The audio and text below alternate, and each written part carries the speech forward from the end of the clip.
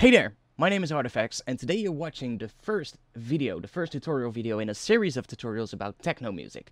In the last live stream, I decided to make some techno, and I actually quite enjoyed it, but I was looking on YouTube on techno tutorials, and a lot of them are aimed at the more softer, deeper techno sound, and I think that I can probably show some insight on the more darker side of techno. So today I prepared a little clip, and we are going to turn a pretty standard Vengeance kick drum sample, a pretty bad one to be honest, into a really good sounding techno kick drum. And I'm going to show you how you can use this technique to pretty much turn any kick drum sample that is long enough into a good techno kick drum, even if that kick drum sample sounds really bad to begin with. So what I prepared sounds like this. So you can hear we have a little bit of a high pass kick drum at the start here.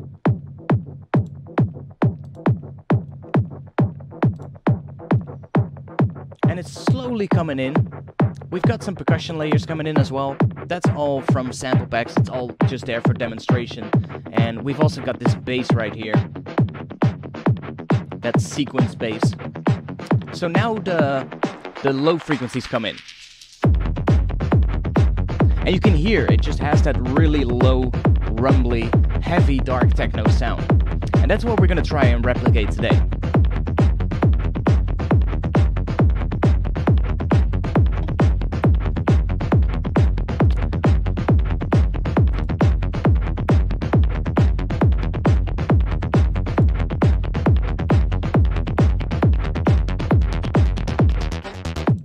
So, let's get to it.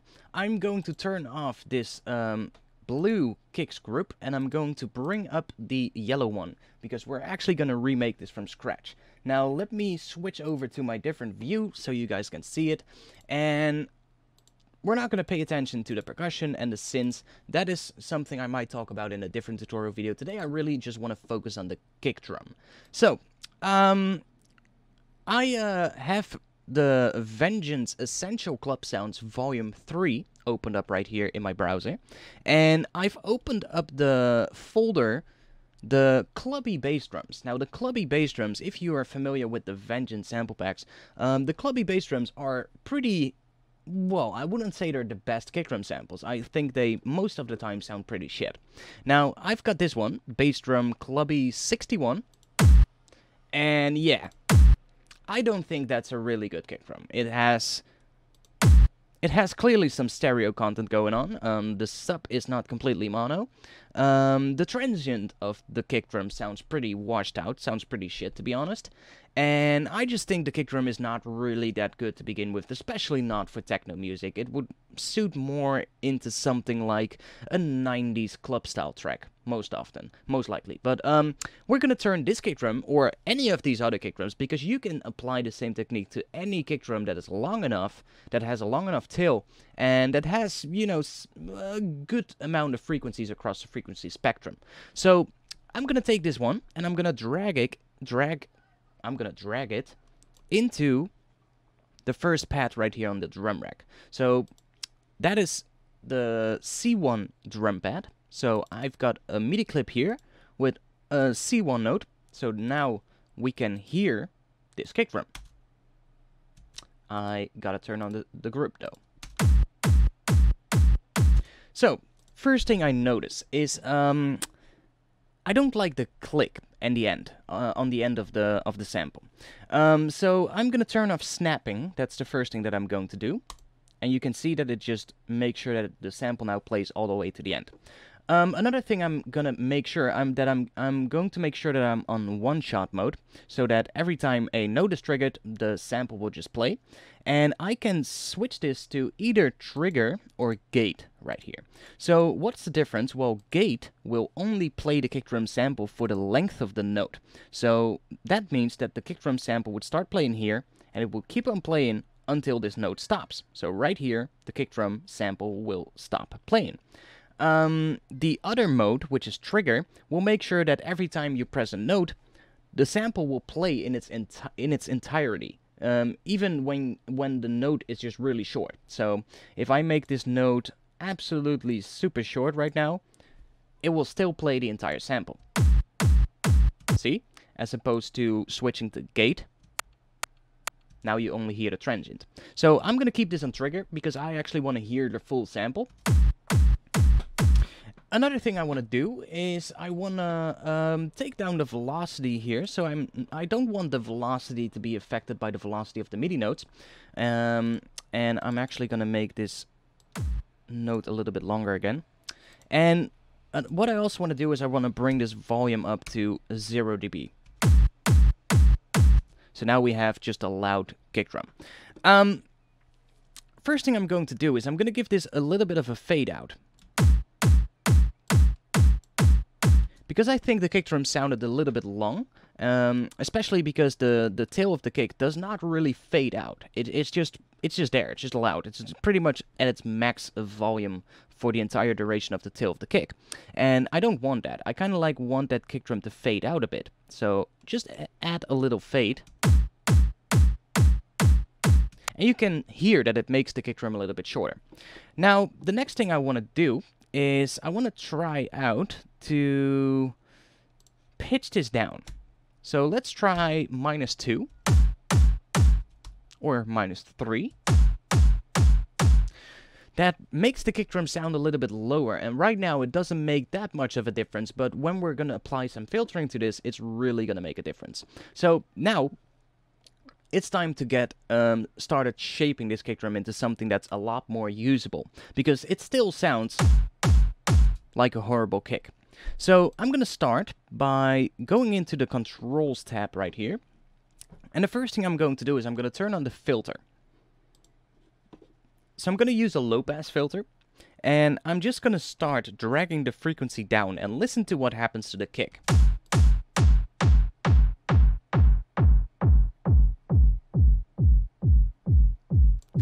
So that already starts sounding a little bit more like a techno kick drum, but I still think it sounds a little bit weird. It sounds a little bit, well, not really like something I could use right now. Because right now, it's too low pass. We lose most of the transient, even though the transient sounded shit, so most people would probably start layering a better transient in it to, well, make that kick drum work. But you don't really have to do that. The point with this transient in this particular kick is that the transient is very long. And it's not really an initial click, but it's more like a washed out section that is, well, a little bit longer than what I usually want my transients to be.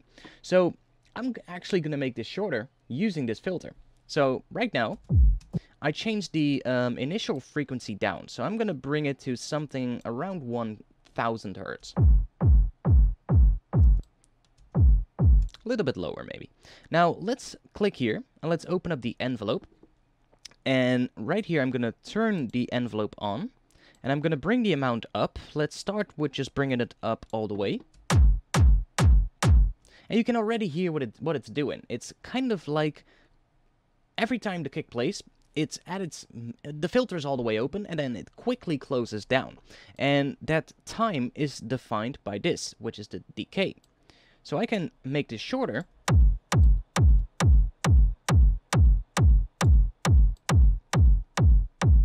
And bring this down a bit to get a little bit more of an interesting kick.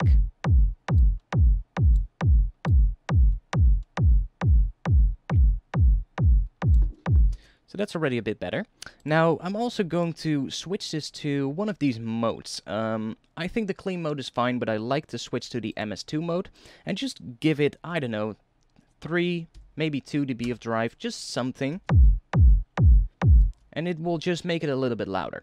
Now, and if it's going to go across 0 dB on the filter, it will probably introduce a little bit of distortion as well, which is nice. It makes the kick drum sound a little bit heavier, and if you make this heavier, darker techno genre, then that's definitely a big plus.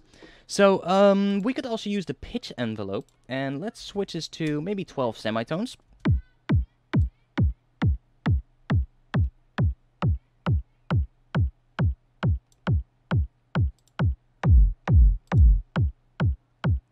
So that's quite a lot, actually. I think it does too much. So I'm gonna bring the amount down to maybe 5 semitones.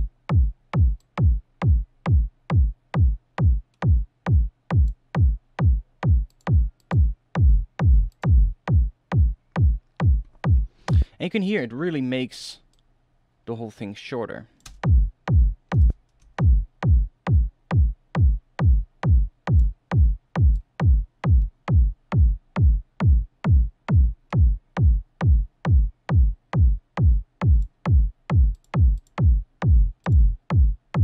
It kind of just tightens up the kick ever so slightly. Now comes the, well, pretty much the magic thing. We're gonna end it up with some transient shaping. So I'm gonna use the Neutron 2 transient shaper. I really like that one. So I'm gonna load that up here. I'm gonna switch to the precise mode. I'm gonna turn on all 3 bands. I'm gonna start with the low band. So let's bring up the attack. Just a bit.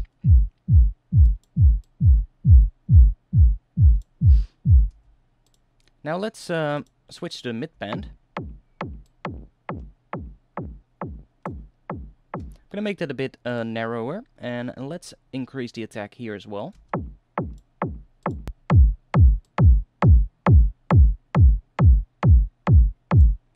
Like so. And now I can take the high band, which probably not gonna contain that much. See, it's very subtle. But I can raise that. I can increase it, and I can even increase the sustain to get a bit more of a tail on the high frequencies. Let's see what that sounds like.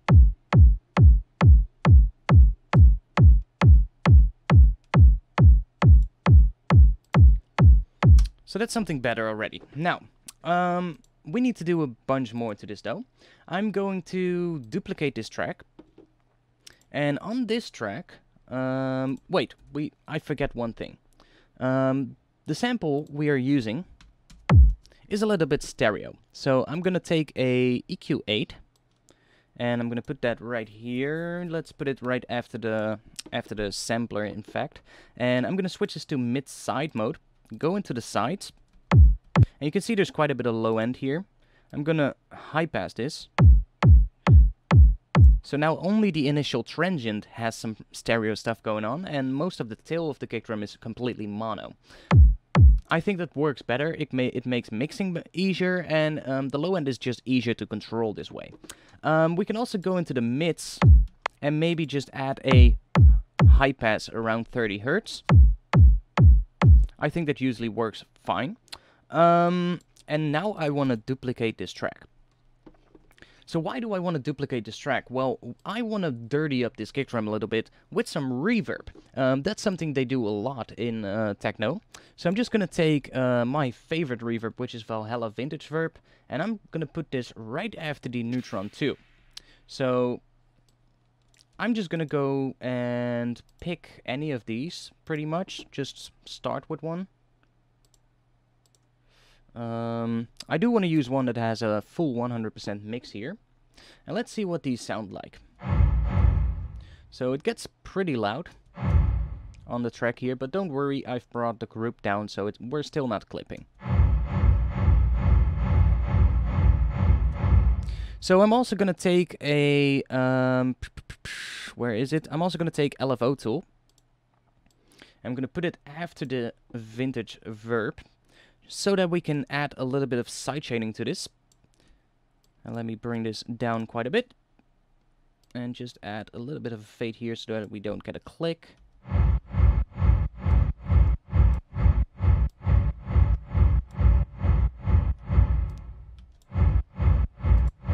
Just so that we can hear what is going on, especially if I play it with the kick now.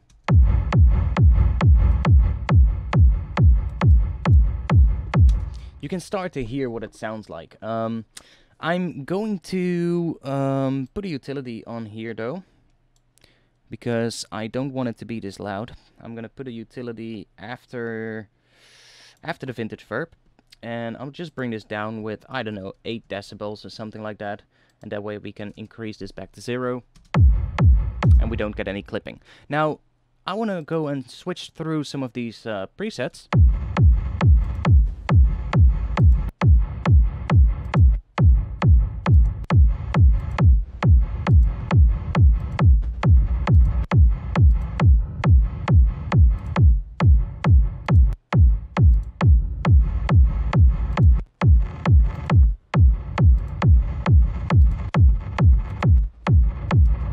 Basically just look for one that sounds interesting.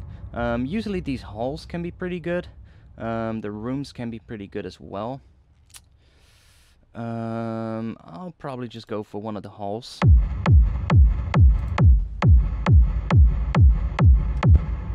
Yeah, I guess we can use this one. I'm gonna try bringing the high cut down here.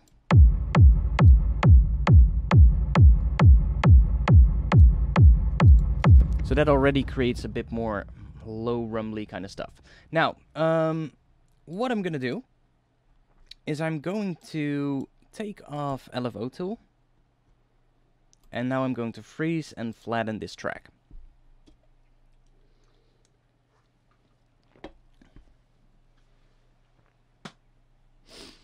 Now let's flatten this, and what we get is basically just a reverbed version of the sound. Now you can see that the first one has a little bit of a gap right here. It has a little bit of silence, and then we get the first kick, and then it just starts to turn into this reverbed mess of just stuff. Right? So I'm just gonna pick any spot right here. So I want something that looks like that. I'm just gonna put that here, and the first thing I want to do is put a EQ8 on here, and I'm gonna switch it to mid-side mode. In the sides, I'm gonna high pass this.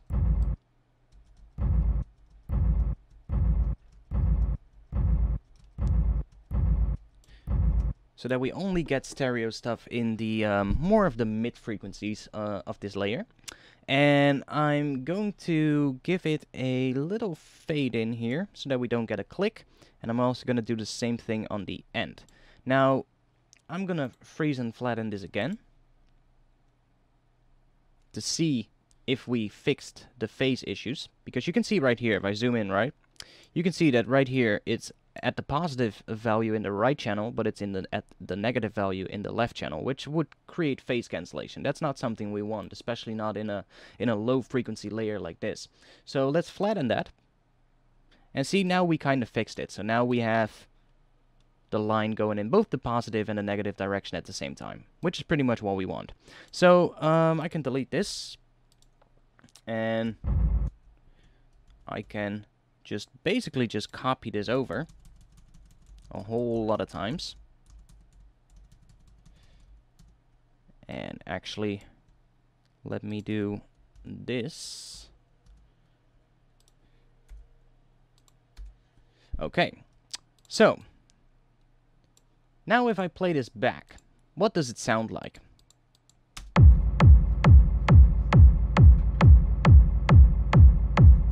That's not really what we want, right? It's not really that interesting. So I'm going to take an LFO tool, and I'm going to put it on the reverb layer, and I'm going to use this to shape the actual sound of the reverb layer.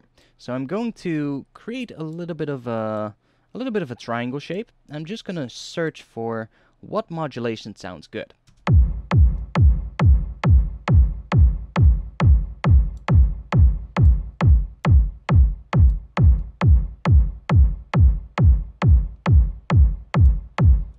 So I quite like that, but I still think there's a lot of mid frequencies in the sound that we don't need. So I'm gonna take an EQ8, put it on the reverb layer, and I'm gonna start with high passing this around there, and then I'm gonna take a low pass. I'm just gonna roll off pretty much all the mid frequencies, so we really get that low rumbly layer now.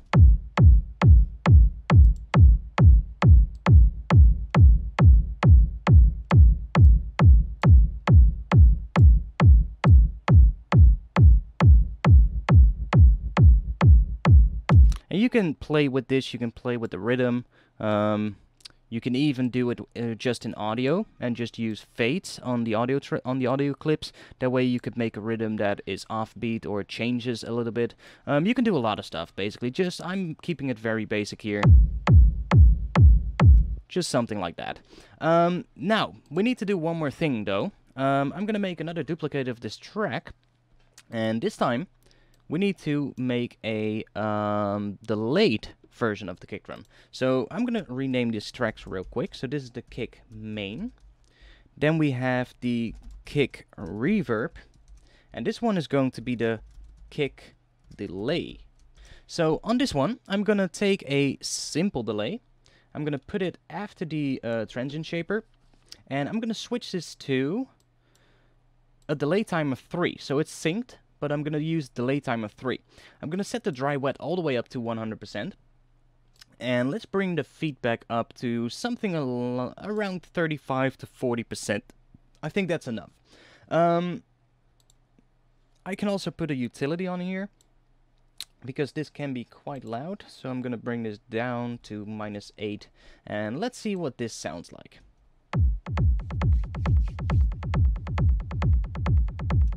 So that's kind of what I want. Let me freeze this track. So freezing and flattening these tracks really can make a huge difference, because especially where we have these gaps right there, where that gap here is, the delay will just simply keep on playing even though we cut out the kick drum there. So we will hear the delay ringing out, and if we turn this to audio, we can make sure that that doesn't happen. So right now I'm turning this into audio, and if you look, you can see that the delay just rings out here. You can hear it as well. And I can turn off this effect right here. So you can hear that it just keeps playing there, and it's not really what we want. So what I'm gonna do is I'm going to search for basically a section where the delay is playing. So the first one has a little bit of a gap here. That's just because the delay takes a little bit of time to start responding to the first kick drum. And as I said, we set it to 3, which means 3 16th notes. And we have 1, 2, 3 16th notes. So 3 16th notes after the first kick, the delayed kick comes in. And then here, the next one comes in. But here, another one comes in as well. So we kind of like want to take a section a little bit further in, somewhere along here, where we know that, you know, the delay is doing its thing. So this one kind of just sounds like that. I'm going to give it a little fade at the start, because there is a little click, and I'm going to do the same thing here in the end, just to get rid of those. And now I'm just going to take this and duplicate it a whole lot of times. Just like that. And I can get rid of this one. And I'm also going to get rid of the one here in the end. And actually, I'm also going to do this. So I'm just taking off that delayed kick on the end right there. And here, let's do the same thing here. So I'll just take this one out, and I'll remove this reverbed one as well. So if I play the entire kick drum groove now, what does it sound like? So it's better, but it's still not there yet. I'm going to start with bringing that delayed layer down in volume. We don't want that to be that loud. And I'm also going to put an EQ8 on it, because I don't want it to have the same amount of high frequencies or mid frequencies as the main kick. This layer should be more similar to the reverb layer, so we're actually going to high pass it. About there. And then I'm going to take a low pass and bring that down. Okay. So now we have pretty much the entire foundation for the kick ready. I have this little group set up, this little rack. It has a high pass and a camel fat. Inside the camel fat, I'm not really doing anything. I'm only using the distortion here, which is turned on, but I'm not adding any of these distortion modes. Reason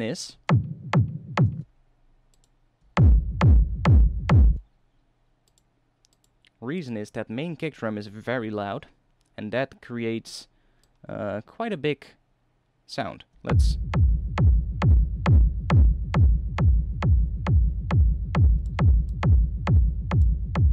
Well, it's not really doing the same thing as it was doing on the other one that I had. I'll show you guys the other one in a bit. I'll show you what I mean.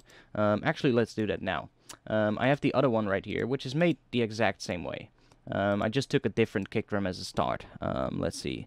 Oh, this one actually started with one of my own kick drums, but this kick drum right here is made. It's this one. So I started with that kick drum in the other one, which already sounds like a techno kick, but this one was made from a Vengeance sample in the exact same way as I'm showing you right now. Pretty much just by doing what we did on the first yellow layer here. It sounds a little bit different, this one.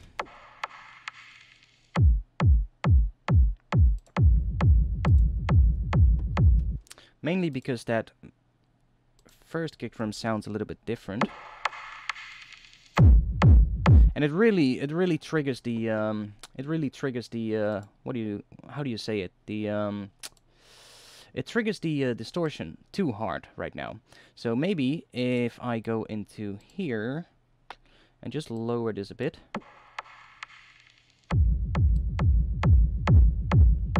Yeah, I don't know, this kick drum probably just doesn't work that well. We could just take any other kick drum. Like, I can just take kick drum 22 from my own library if I want, which is a different one from the one that I was using, and let's just drop that in here.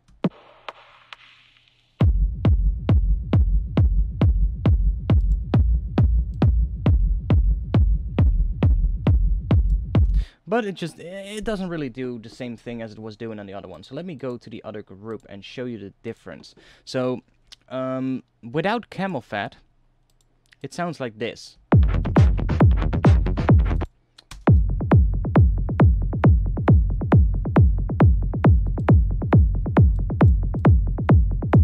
And now when I turn camel fat on, I'm not using any of the distortion. I'm just turning on the distortion module. Hear that little thing that it creates at the start? It's kind of doing the same thing on this one though. It's kind of doing the same thing. But it's doing it, let's see, where was the other kick drum? Kick drum 61. Yeah, it's doing a similar thing actually. Just a little bit different. It sounds a little bit more distorted if you ask me.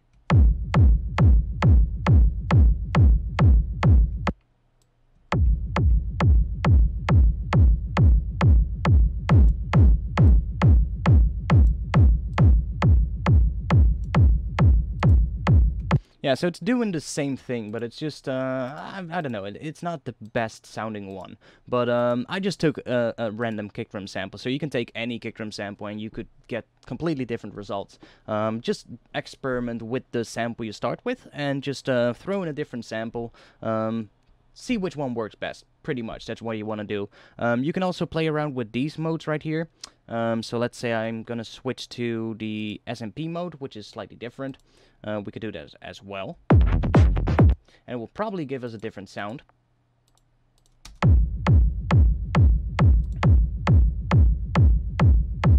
Or to the PRD. So this one has a slightly different sound. Let's move this up to 5. 3 was better. But you can hear that just changing these modes already does a pretty big difference. See, that one sounds cleaner. So it's all about playing around with that. Now, for this one though, it was done in the exact same way. So this is really just the exact same way. I started with this techno kick, and I just done the same thing here. So without the filter, let's see, without the filter, it just sounds like that. And then the filter comes in, and it does that. It sounds a little bit distorted, but if you listen to it in the mix, it makes perfect sense. And yeah, the same thing is done here with the drum rack. This is the, I think, the delay layer. Yeah. So this one actually clicks. I forgot to actually make the fates, but it's not really a problem. You don't really hear it. Might hear it slightly, but I don't really care. And there you have your reverb layer. So it's the same way, same thing, and that's how you do it. So you can do that with any of the kick drums that you have. Just pick one, see if you can make a good kick drum out of it. You can apply this to different genres as well, by the way. It's not just for techno, but I found that for techno it really works. So if you've done that right, then add a little bit of automation. I'm adding a bunch of automation right here on the master with bass clefs, easy washout, which is just an effect to create some high pass and reverb movement, and then another high pass at the end to really really make it all a little bit well, yeah, how do you say it, a little bit more interesting when the bass comes in. So if you've done it all right, it's gonna sound like this.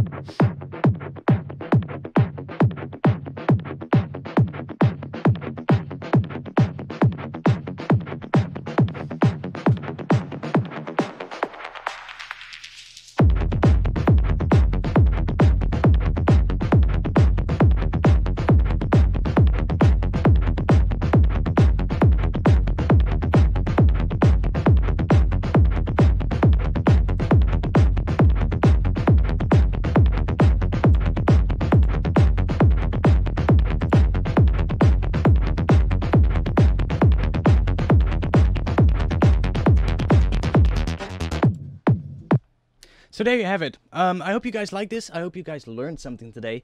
If you want to see more techno tutorials, leave a comment below this video and let me know. What do you want to see a tutorial about? I'm going to be doing more tutorials about techno in the upcoming future, so if you have any questions about the genre, please let me know. I'm not a techno producer, so I'm not really that familiar with the genre, but I do know and I can kind of guess what they do. So I've been looking at some, I've been listening to a lot of techno recently, and I just hear a lot of interesting videos, I just hear a lot of interesting sounds, and a lot of interesting things that I could probably do tutorials about. So if you want to do, or if you want to see me doing some techno tutorials, let me know in the comments what you want to see. If you want to join my music production community, which is on Discord, check out the invite link below the stream. I should say check out the invite link below this video. I'm so used to doing live streams now. Anyway, if you want to be part of that, check out the invite link and just join. It's a great place to hang out, and I would love to see you guys there. And other than that, I'll see you guys back again in another tutorial video. Peace!